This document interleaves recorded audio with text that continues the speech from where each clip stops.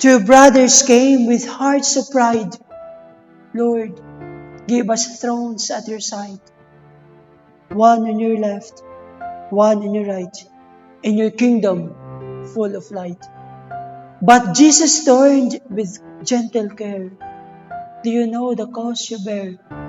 Can you drink the bitter cup, walk the road that leads me up?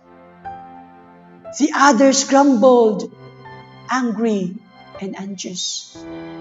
But Jesus' words made all make sense. The world seeks power, pride, and fame, but my kingdom holds a different name. The greatest here will be the least, not kings and thrones, but a humble feast.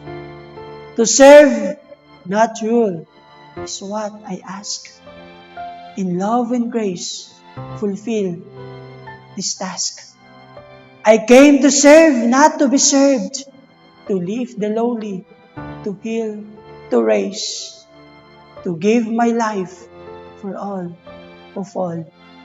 For the Son of Man is a servant of all.